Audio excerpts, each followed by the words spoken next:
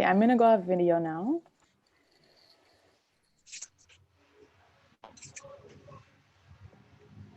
So Yasmin, should we be admitting everyone now and the video's on loop, or what do you suggest? Yeah, letting everyone in now. Yeah, a good time.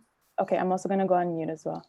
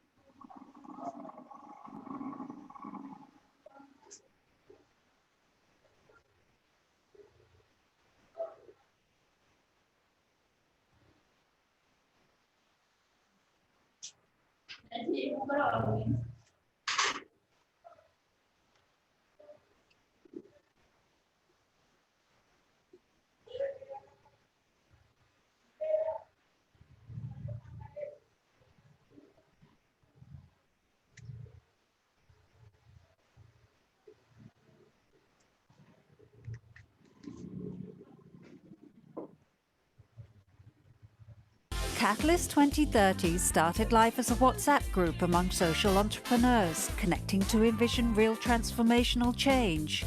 Launched at the World Economic Forum in January 2020, it's grown into a global movement accelerating change to ensure the SDGs are reached by 2030. Fueled by passion, our 550 members working in 175 countries have collectively put in an amazing 50,000 volunteer hours, touching the lives of 2 billion people. And we're driven by values, to which we hold ourselves accountable. 2020 was a busy year, co-creating 3 reports with partners and producing one of our own. Inviting high-level guests to participate in the Catalysing Change campaign, hosting fireside chats and expert hours, which will be continuing in 2021. To celebrate our achievements, together we placed our supporters in the limelight with the first Catalyst 2030 Awards for Systemic Change. With the blessing of the Dalai Lama, we celebrated finalists and winners in the following categories: special recognition for our early supporters, individual philanthropists, donor organizations, philanthropic intermediaries, corporate organizations, bi- and multilateral organizations, and 4 regional winners in the category of national governments. And now on to Catalysing Change Week 2021. During this social entrepreneur-led event, we bring together diverse stakeholders in over 100 sessions to showcase their systems change efforts and the best practices that can accelerate our work in pursuit of the SDGs.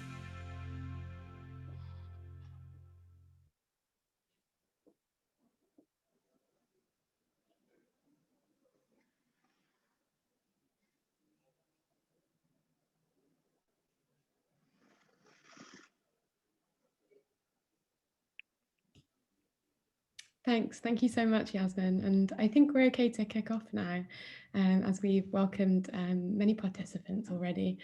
And I'd love to welcome everyone today to today's Catalysing Change session, where we will be celebrating the role of young social entrepreneurs in catalysing community development.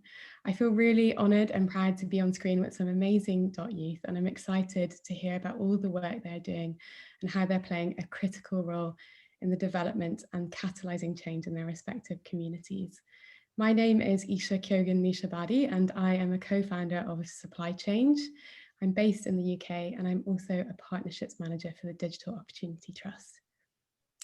Some housekeeping before we jump into things. Please do keep yourself on mute throughout this call, and you can ask any questions that you might have in the chat. We will be recording the session for you to share with friends and colleagues following this call, or to rewatch in your own time. Before we kick off, I would love to introduce you to the panel that we have with us today. First up is Amina Umuhoza. Amina is the founder of Dukataze, the CEO of Say Company Limited, and a member of Rwanda's YLab. Dukataze's mission is to equip young women with reproductive health information, menstrual hygiene management, and economic empowerment through selling products produced by young women, as well as technology and community engagement approaches. Throughout her social entrepreneurship journey, Amina has been recognized for various awards. In 2019, she was among the top 40 African Union educator innovators. She was also selected for the Changemaker Exchange Program, the Tony Emelou Foundation Entrepreneurship Program, and one of Rwanda's social impact champions as selected by the Siegel Family Foundation.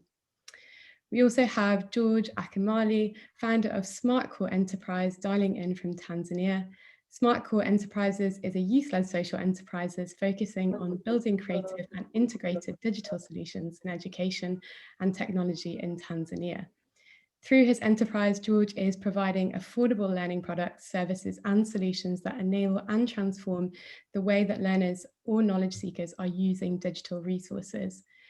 In response to COVID-19, George is providing free access to learning content to teachers and students through his mobile and web app, Kasonta SmartLearn. Kasonta SmartLearn currently has over 1,000 locally curated and interactive learning modules, which are easily accessible to thousands of students across Tanzania. We're also joined today by Olivier Nkunzurwanda, founder of the Refugee Innovation Center in Uganda. Olivier runs the Refugee Innovation Center in the Rwanda refugee settlement, which is home to nearly 70,000 people.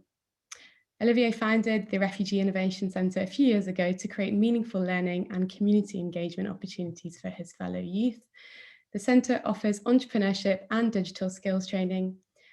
And now Olivier is mobilizing his peers to make sure that as many people as possible in the refugee settlement know about COVID-19 and how to protect themselves. And last but not least, we have Salma, Kasonta. And Salma is the founder of Coco, Hedhi, Ujauzito, and Afya, and is dialing in from Tanzania. Coco, Hedhi, Ujauzito, and Afya is a mobile app platform that provides health information and tracks women's menstrual cycle. The aim of the app is to provide women with the correct information and knowledge on their personal care and well-being, whilst also debunking myths and stereotypes associated with women's body, her menstrual cycle, and pregnancies. And we have gathered these youth together to discuss how youth can play a really critical role in catalysing community development and hear from these fantastic youth about their own personal journeys to becoming community leaders and social entrepreneurs. So without further ado, I would love to kick off. And Amina, I would love to come to you first, if that's all right. And it would just be brilliant to hear from you about your journey and experience in becoming a social entrepreneur and finding Dukataze.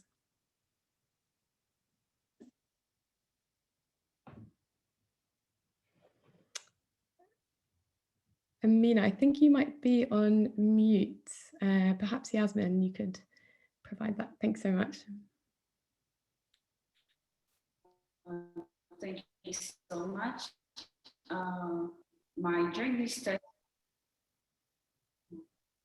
Thank you so much. My journey has started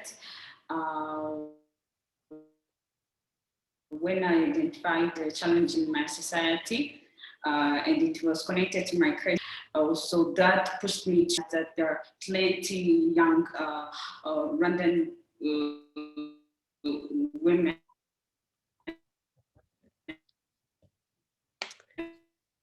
who are the victim of that. So that's how I founded the social enterprise, Say Company Limited, with Dukataze as a solution.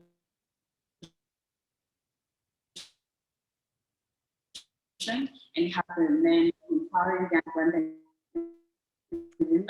mentally, social, and menstrual stigma. So it's been now a learning journey and a social enterprise to and the other thing also, I've been able to get access to right networks with the other young entrepreneurs, access to skills and different resources.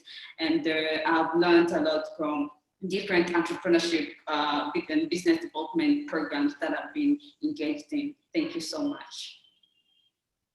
That's great. Thank you so much, Amina. There were some slight connectivity issues there for you. So maybe the next time we come to you, it'd be great if you could perhaps try turning off your video, but I can let you know if that works better. And George, the same question to you. How did you end up starting the social business Smartcore Enterprises? Yes, so hi everyone. My name is George. I'm the co-founder of Smartcore Enterprises Limited. So for me, my journey of social entrepreneurship started a little bit a while ago when I was in high school. And I believe that when you were starting entrepreneurship or when you try to start to be a social entrepreneur, some of the things which you keep hearing back is that you have to identify a problem in your community so that you can solve that problem. But also you have to have passion toward that specific problem for you to go for it and create a solution around it. So for me, when I was in secondary school, we had some challenges in getting some access to basic school resources like teachers, books, access to libraries, support, and all that kind of stuff. So during that moment, like we spent a lot of time, almost 6 months without any teacher in some of the core subjects. So from that moment, I started to realize that I'm a little bit passionate about the challenges which are happening in the education sector. The school library had a few books, and most of the books were not relevant specifically to the things which we are studying. So we had a very big challenging moment to figure out how can we pass through the examinations, how can we perform to make sure that we go to higher education and all kind of stuff. So that's where I actually started to generate some interest around education and technology. But of course, I didn't do anything until I went to university, when I started to actually build a solution around my passion and around the problem which I identified on high school. So yeah. That's great, amazing. Thanks so much, George. And Olivier, you've been involved in supporting communities in the Rwanda refugee settlement for a number of years now. And it would be brilliant to hear from you about your journey to becoming a community leader and social entrepreneur in your community. Yeah, thank you so much, Aoise. I'm so glad just to be part of this. And my first year in Rwanda, I spent it adjusting to this new community, learning and observing how other refugees pass their days. But conditions, I've learned that the conditions in settlement are often very poor, with deficiencies in basic supply, especially in water, electricity, schools, food, and shelter. So we live according to available resources, the donations from different international organizations. So, but I learned also that most of us in camps close arms and wait for support, and others have eager to start their own businesses, but they don't have startup. Then rare young refugees sacrifice their lives and resources to start social enterprises. We, in 2016, I reached just in Rwanda in 2015.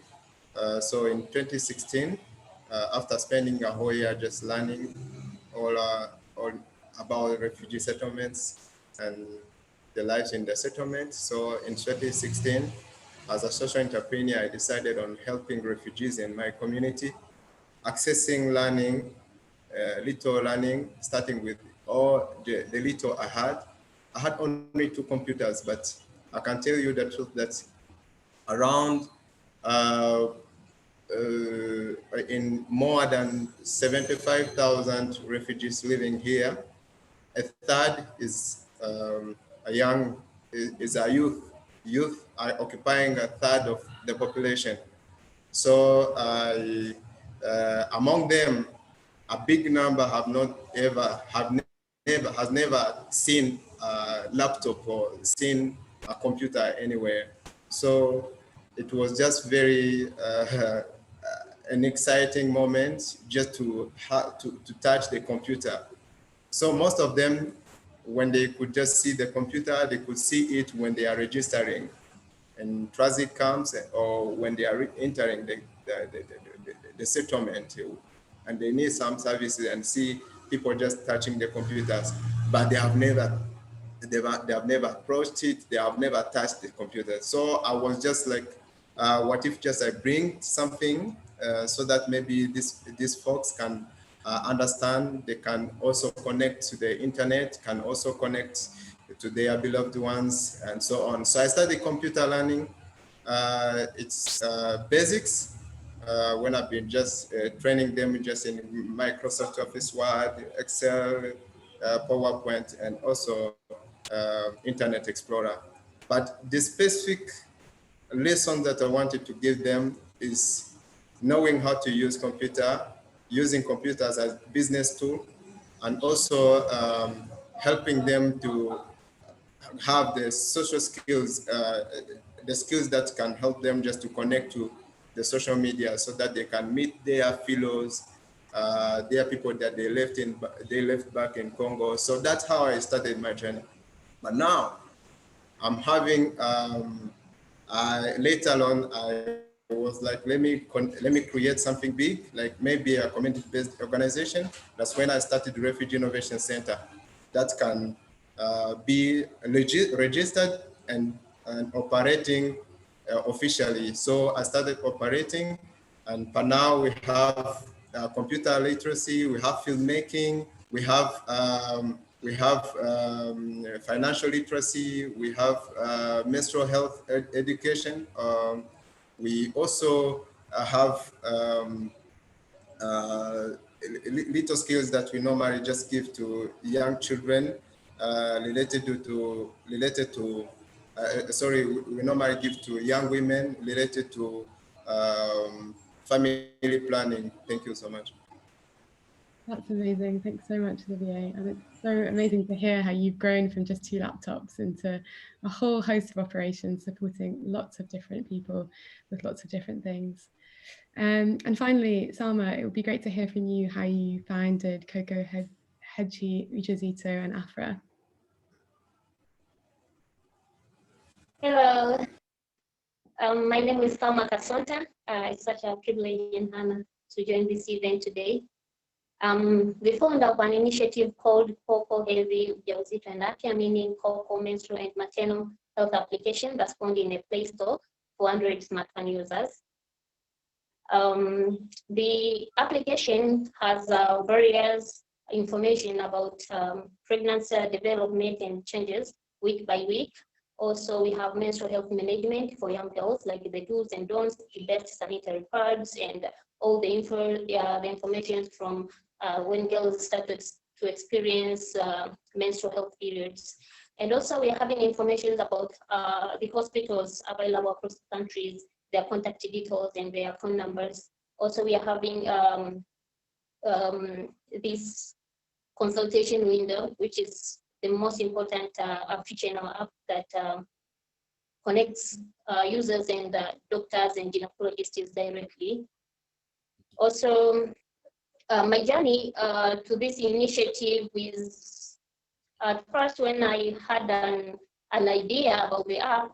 The inspiration was from, I encountered various phases in my life, and actually I lost 5 of my friends in 2019 and 2020 during the Refugee.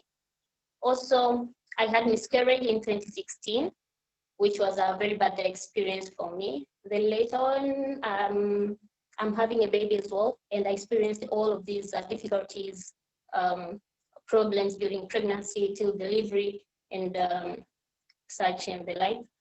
And also I'm still a woman having and still experiencing menstrual periods. So I thought it's very crucial for me to have all these kinds of information that affects women directly, their lives, to have all these informations on a platform whereby women can be able to access the info directly and at least get an experience and platform to talk to doctors and specialists directly.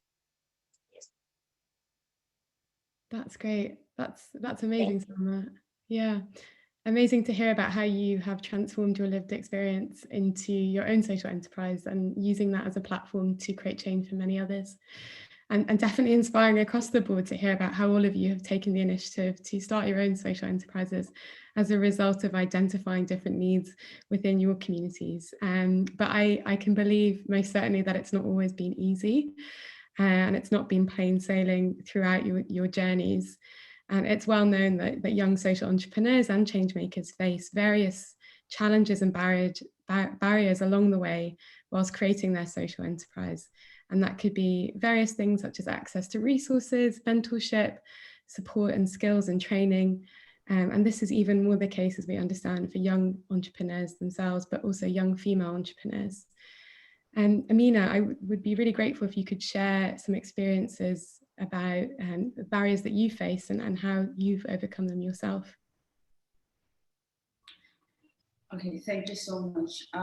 The various questions that are faced, the first one was the limited funding, and this is a common challenge to plenty young entrepreneurs. So how I have overcome it, was that I chose to start small with the limited resources that I had.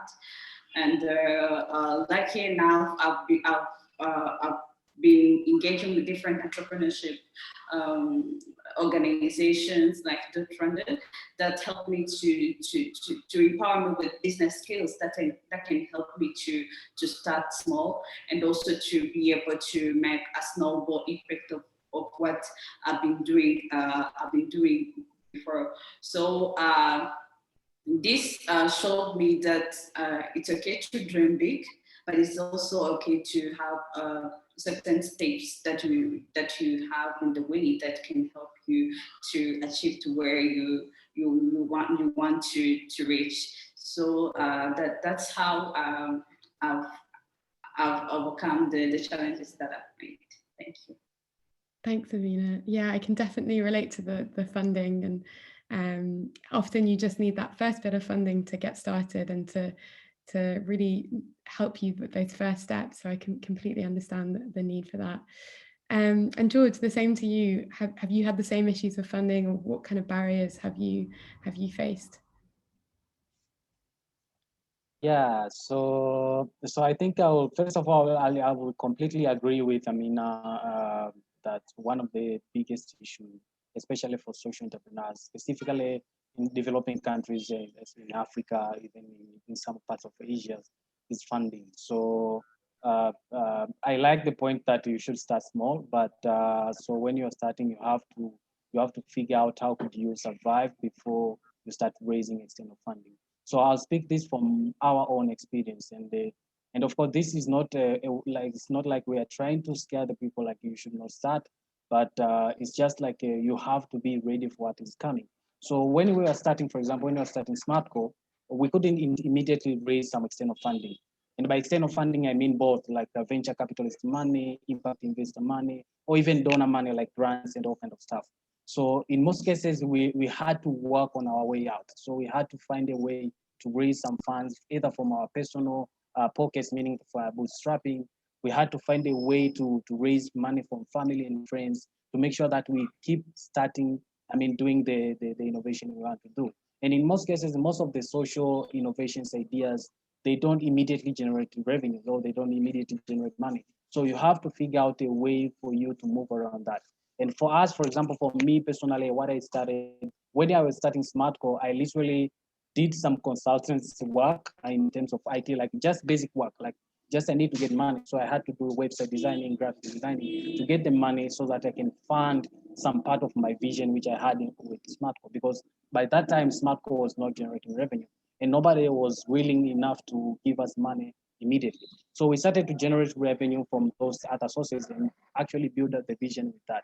Then that goes alongside building the traction, meaning that you are getting money out from somewhere else, but also you are building traction towards your vision. So first it was just an idea, like we have this idea of building a certain social innovation, but after getting some money from other sources, we started to build the traction. And when you have the traction, now you can start to fundraise. So we started to fundraise down the line, like after almost 6 months of starting, then we started to fundraise from donors and grants and all kind of stuff. So I think funding has been the biggest challenge, but also has been the biggest learning for most of the social entrepreneurs. And apart from the funding part, I think another challenge which we actually experienced was access to these kind of mentorship, skills development programs, and even access to some network and like-minded people. And this is where actually DOT came in, like for our case, like we when we hear about digital opportunity trust, literally we just jumped in immediately. And I think we are one of the first people to actually go in for with DOT. Like we had to undergo all the programs. We had to travel from one region to another. So we really needed the skills and the resources which DOT were offering. So things like mentorships, getting access to a network of people who are like-minded, people who actually understand what you as a social entrepreneur you are going through. So I think that was been the way forward for us to actually overcome some of the challenges. Yeah. Thank you. That's great, George. Yeah. I think many social entrepreneurs are always spinning a ton of plates, trying to do various different things. And when you're starting off, you might be doing a side hustle, you might be trying to get money from elsewhere, but you're also a marketeer, you're also a founder, you're also doing the finances. So you have to learn so much. So there's definitely a lot going on at the beginning. So it's really important to be realistic about it, as you say, but not to turn anyone away from trying. And Olivier, you mentioned this kind of steep curve of growth that you had from 2 laptops to a whole host of provisions for your communities. How have you faced barriers and setbacks, and how have you worked to overcome them? Yeah, thank you so much. For the beginning, at the beginning, I've been just learning a lot. For me, when I started when I started this initiative, I started just seeing a lot of challenges, meeting challenges. So among the challenges, the social entrepreneurs, especially young entrepreneurs, we don't have experience. You start something because you feel you love it, you want just to impact the community, but you don't know what it takes sometimes. So first of all, the lacking of experience. Sometimes they could tell me, no, the administration is really poor. So then I was like, no, am I really going to make all of this alone? That time, just I was not really knowing what collaborating means. So I could just work alone. I work halfway, some activities, couldn't just complete anything. So, but little impact just could come, then I could say, now I've made something, but I didn't know that I can make something bigger when I'm just collaborating with others.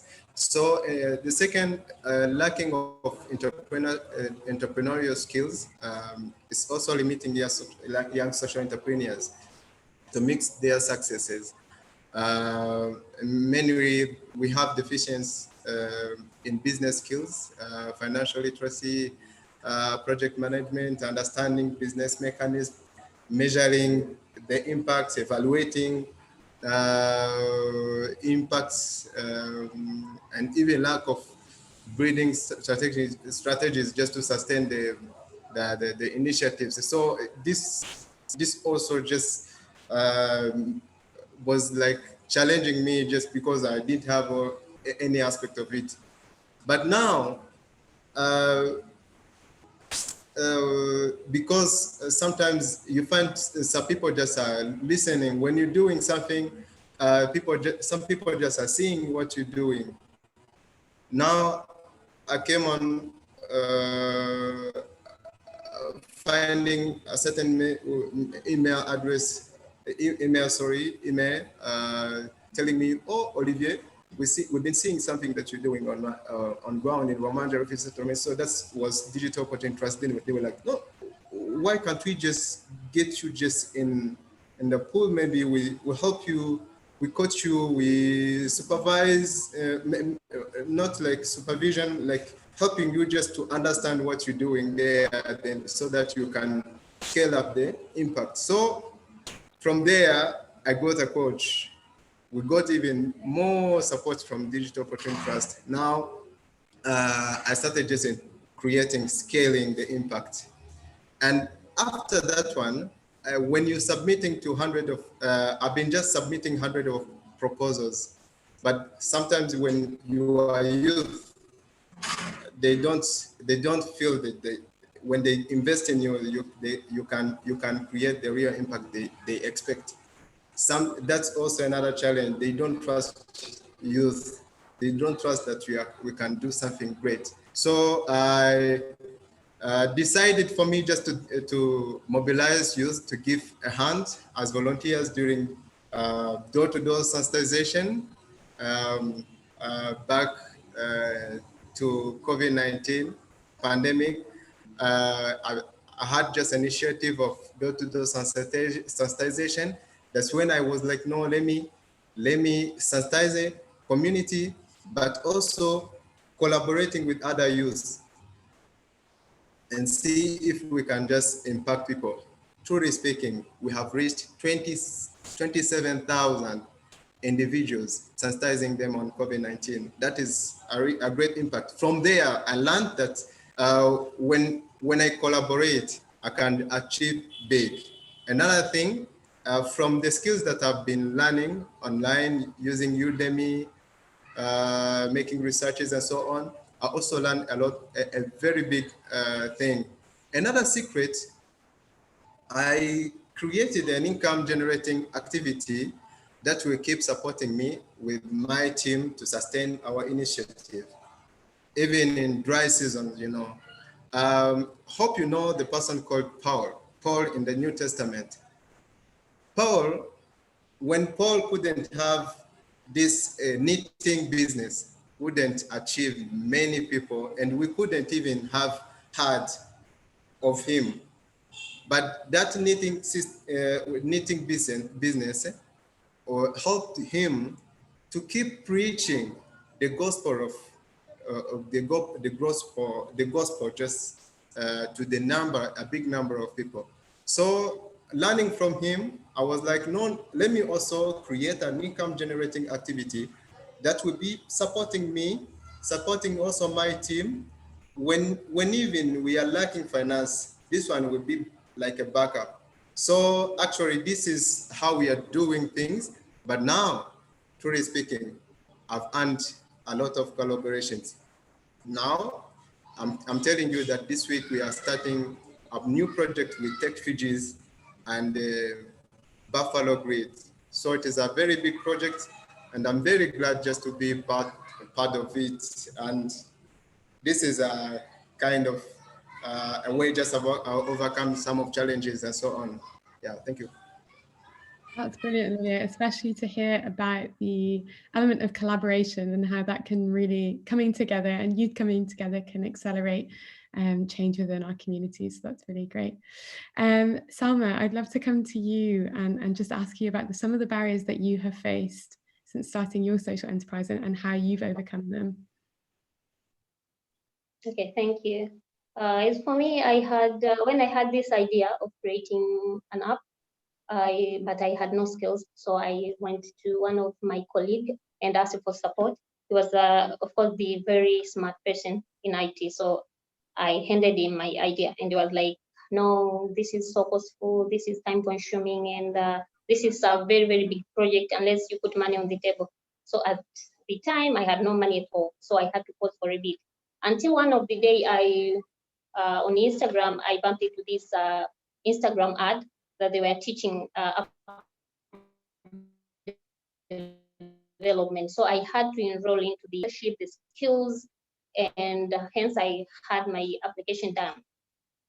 The second challenge was access to these specialists, gynecologists and doctors, so they can review my application. So when I went to them and asked for support, some was not ready to support, some was just afraid that this person cannot really have such a big idea and create it into the app, which might things like that. They were like a bit reluctant to support. But then I did not give up. I had to reach out for more, because there is always a support, trust me, there is always a support. There is somebody out there who is ready to volunteer, who is ready to give you the support, who is ready to give you what you need so as to get your project done. Yes. So the third one is lack of the smartphones. Most of the application is in Swahili language, and we have intended to target all the Swahili native speakers, and especially people in rural areas. But yet we cannot reach them directly because most of them do not have smartphones, and the ones who are having smartphones sometimes are not ready to read about their healthy or biological changes or lives at all, because we know we are told if you want to hide some information, you put them in writing. So our application is in writings. We have not started putting videos into the apps and such things. So people are not curious enough to know about their development, their changes, their risks, and other factors and such. Yes. And also the last one is volunteers as well, because I do not generate enough revenue as well to keep the app going or to do the community outreaches. So yet it's a challenge getting people to volunteer. But yet, as I said, we can always have the right people. We just need to keep going. We just need to keep reaching out to more people to pitch our ideas, our thinkings, and just like what happened to Dot, we got fund from Dot because we kept sending out proposals. We kept asking for help and such things. Yes. That's great. Yeah, thank you so much, Salma. I definitely think a wider network of support is so important in the early stages of starting a business, and can definitely help overcome many barriers that young social entrepreneurs face. And to all of you, despite all these barriers you've had to overcome, as we've just heard about, you've all created some really meaningful and serious impact within your respective communities. Amina, Dukataze, you must have impacted so many women in Rwanda. Can you tell me a bit more about the people in the community that you are working with and how you're supporting them?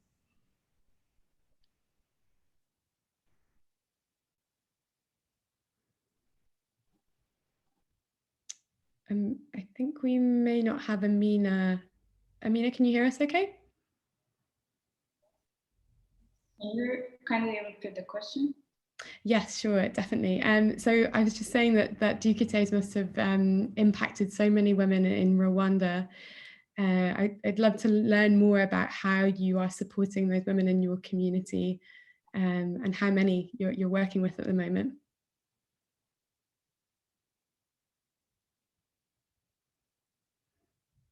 Yes, so thank you so much. First of all, the idea came from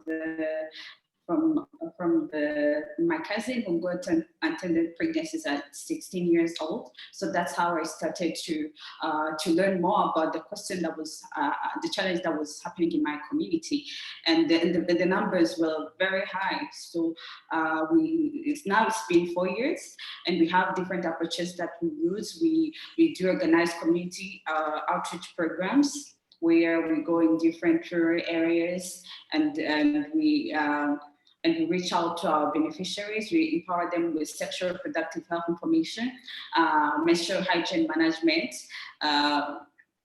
and we do have an online platform where we provide e-counseling so as to tackle this problem of the stigma that exists when sexual reproductive health information is delivered by elders. Because of the age gap, there are some of the questions that they don't answer. They don't answer openly. So far we have 1,027 beneficiaries that we have been impacted, and some of those beneficiaries that we've reached to, they are now the peer educators of the fellows, and we have even recruited them in our peer, in our core team members. And there are the teen moms, and once we go in different community outreach programs, we go with them, and it gives hope to other beneficiaries, to other young adolescents who have been affected by this issue of teenage pregnancies to believe in themselves and to see that they can even achieve more of their dreams, regardless of the bad experiences that happened to them. So far, that's the impact that we have, and we look forward to make snowball effect of our work. Thank you. That's really incredible, Amina. And George, also just reading about Kasonta Smart Learn and how you are currently providing 1,000 learning modules, which can be accessed by thousands of people across Tanzania. I'd love to hear more about how this is positively impacting students. Yeah, thank you very much. So literally I founded Smartcore in 2017. Alongside when I was founding Smartcore, I also found the product Kisomo, which you're seeing. So Kisomo is literally a mobile application, but also an offline system which allows students to have access to videos, animations, and interactive modules. So that's where the 1,000 modules are coming in. But since we started in 2017, our product actually managed to reach more than 150,000 students. That is about in about 180 schools across the country. So, and that's more than 40% of those numbers of students actually transformed into actual paying users. So they are actually active using the platform, both the online and offline, but also they are actually active paying for the product. So that's also addressed the issue which you mentioned before of funding. So we actually generate some revenue out of them. But also, apart from just the reach itself, we also managed to measure some of the direct impact to individual students. Some are like we have seen the increase in their grade performance. We have seen the increase in terms of student engagement. We have seen increase in terms of the student interest in specific subjects, especially the science subjects, because now they can have resources which can help them to understand these subjects. So we have like more than 8% of 8% increase in grade for all the users which are using our platform. So that has been a very successful part of our program so far. That's amazing. Some really impressive figures, definitely. And Olivier, you're supporting over 75,000 people in the Refugee, with the Refugee Innovation Centre, or the community that you're operating in has 75,000 people. It would be great to understand a little bit more about the impact that your support has had on the youth in your area.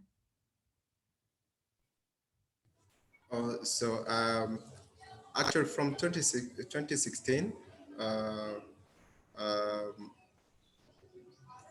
130 young refugees have graduated, and in most regards, among 130 graduated in computer basic learning, girls are rated at 65%, and half of them have started and been engaged in computer-related jobs, and others are providing what we are doing here in the settlements. Someone just needs like video, maybe a movie. They just give you just a movie when you need video clips. They give you just as a video clip. So that's the business that they're normally doing here. And others are data entrants in some organizations around here. They collect data, then they enter the data. So and a big number of them, they've been just coming back just to the school, asking for us just to train them just in advanced softwares like SPSS, because here just we are using SPSS, but that one, because of limited funds and even time of a cloud of trainees, we cannot just proceed with that one. So with filmmaking, so far we have 12 graduates in filmmaking skills. It's something new, and we are even having very few equipment. We have just only one camera, but since June 2020, 12 graduates has made it just to graduate in filmmaking. Now they have those who cannot access cameras. For us, when we are getting jobs, as I told you that we have a side income generating activity. So we serve in filmmaking. If they need like photographies, they need like like documentary films for these organizations around here. We use all the 12 graduates just to go in the field. They do the jobs, we also pay them. So this is another thing. So in past year, 29,000 individuals were sensitized on COVID-19. So it was from March to November 2020. So actually, this is a big success story that's also pushed me just to keep doing these community activities like social, to keep on just impacting my society, my community, just any menstrual health management education. 30 girls were trained since January, because this is a new program, it's a new project in Refugee Innovation Center. So far we have reached 30 girls, training them in menstrual health management. And it is not only training them in the skills, but also we are helping them to start using, training them just in making homemade reusable sanitary pads. Another thing, in January 2021, since January 2021, 25 heads of households were also sensitized on financial literacy and backyard banking. So the financial literacy in refugee setting is something very important, because for us, we don't have resources. We don't have enough resources. We don't have big farms. We don't have, and so we are just congested in one area.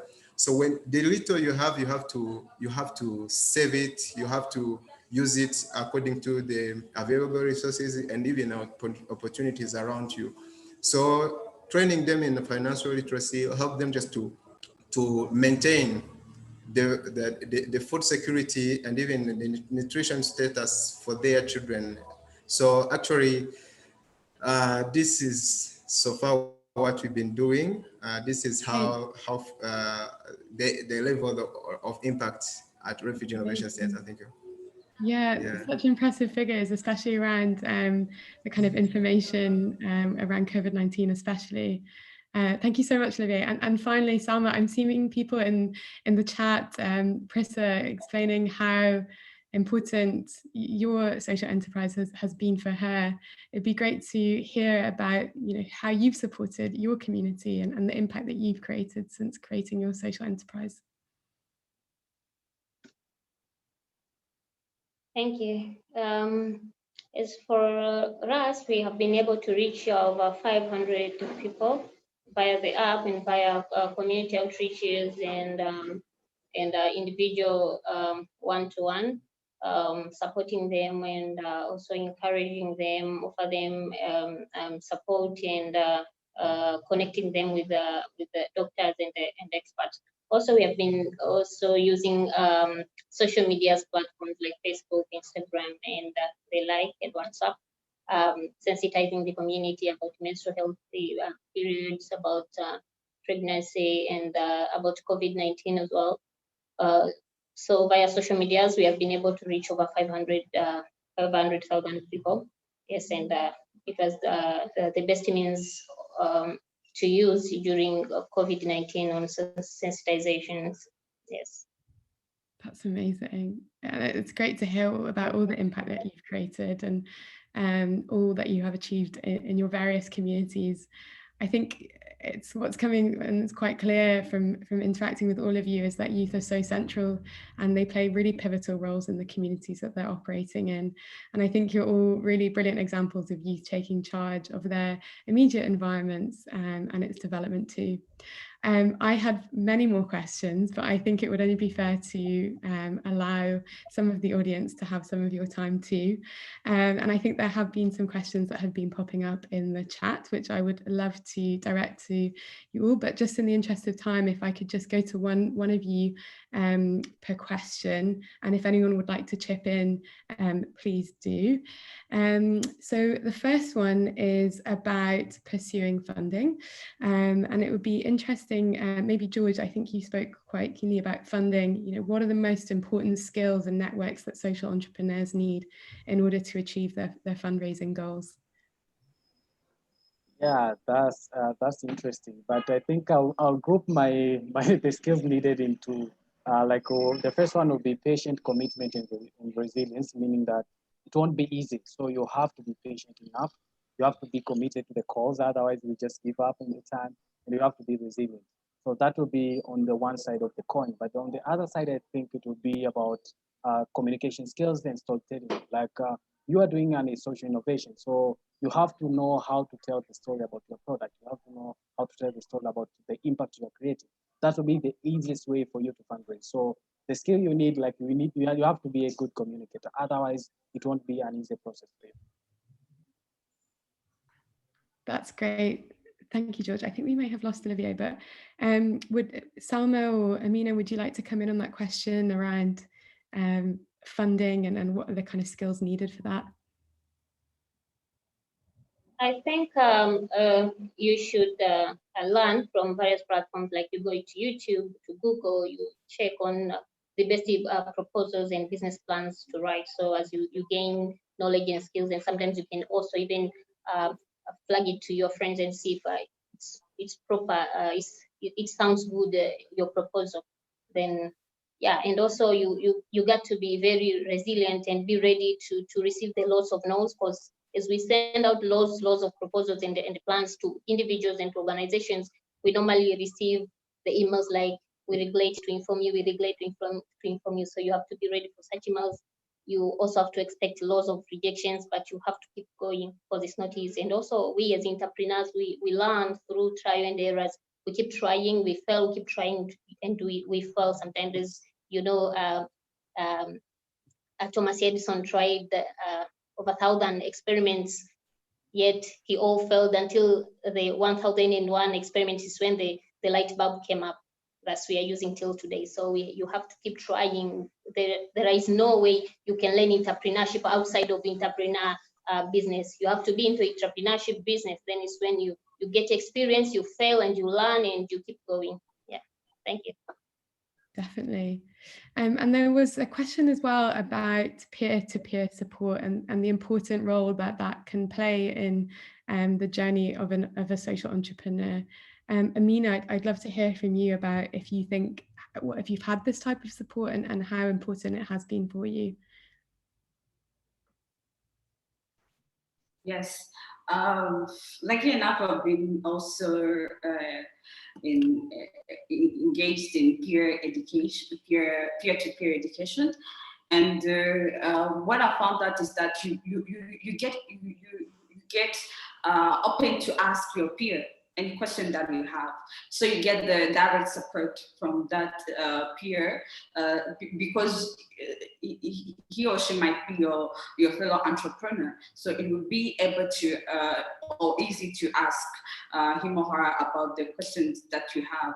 The other part is also on motivation side, because when you're in the same, for instance, in the same sector, like you get motivation from each other. So for instance, if my peer is growing her social medias and I don't have a social media platform, so that also motivates me to have one in place, and I'll be also lucky enough to get the support on how, for instance, it creates hashtags. So like that's another beautiful thing. And the third relevance of this peer-to-peer education is that support is that you like, for instance, if my friend is in the environment sector, at the time I will get a given opportunity, I will be direct to transfer a link to him, because I already know, I'm already aware of what he or she is doing. And the last one is that you have, I can say that not enough access to your peer, which is different to a coach, to a business coach, because you have his over time in a given period of time. But if it's a peer, I can just call him anytime when I need a support. Yeah. For sure. Yeah, it's funny because like the wider social entrepreneur networks that we are all in, whether it be with DOT or any other organization, we often don't have colleagues, we don't have workmates. So having those wider groups of work colleagues or family that are other social entrepreneurs can be really motivating, and we can share our experiences with them. And then I have one final question, and Olivier, if you could answer this would be great, and anyone else could chip in if we have a bit more time. But if you could just let us know how a movement like Catalyst 2030, which have gathered us here today, can help young social entrepreneurs like yourself on your journey. Yeah, thank you so much. Catalyst 2030, as I'm also a member of Catalyst 2030, and it's a pleasure for me just to be part of it. Catalyst 2030 is there just to help us collaborate with others. It's a movement of social entrepreneurs. So as a petition just to Catalyst 2030, we are requesting the team just to help us collaborate or link youth social entrepreneurs to the direct funders, direct donors, because as we are also implementing some activities in different areas. So a certain, let me say Catalyst 2030 has the idea, has all project profiles from different donors, what they want to do, their expectations and so on. So it's very easy just for Catalyst 2030 to link us to the direct donors. So another thing, we need Catalyst 2030 to help us with just to empower us in capacity building. We still need more skills just to help us just scale up this the impact that we do in the community. So having just having the skills, having capacity building skills, it will also help us it will also promote us, it will motivate us. And another thing, we also need representation in Catalyst 2030. So when young social entrepreneurs are also represented there, it helps that person will create like a pool for young social entrepreneurs, and that will help us. It will also promote that peer-to-peer learning. We shall be learning from each other how we are overcoming some challenges. What are challenges that we're meeting? Maybe just I overcoming in this way, or this can inspire someone else. So we also need a representation in Catalyst 2030. So another thing, let's have like chapters in each and every country. Having a chapter in each and every country, and also young social entrepreneurs are represented in that chapter. So it also helps to localize the young social entrepreneurs within the communities, and it will let me speed up the impact, and it will also display the best impact that at the local level, what the youth are doing just at the local level, which is really bright. I'm telling you, when you go down to the local level, you will understand that people are really doing something. Thank you. Great, thank you so much, Olivier. Yeah, and I think you mentioned collaboration earlier on, and I think Catalyst 2030 is definitely one of the greatest examples of collaboration globally. So completely agree with you. It looks like we have run out of time, but I wanted to end by saying a huge thank you to Amina, George, Olivier and Salma for taking the time to speak with us today. I am sure I speak for everyone on this call when I say that I feel hugely inspired by hearing your stories and the amazing impact that you're making in your communities. Thank you also for everyone who joined us today to listen in. We're going to drop some links in the chat for you, which I think Faduma has already done, for you to reach out to panelists if you want to support them in any way. And thank you so much as well to Catalyst 2030 for bringing us all together today. Wishing everyone a great rest of the day, and I hope you enjoy the rest of Catalyzing Change Week. Thank you so much.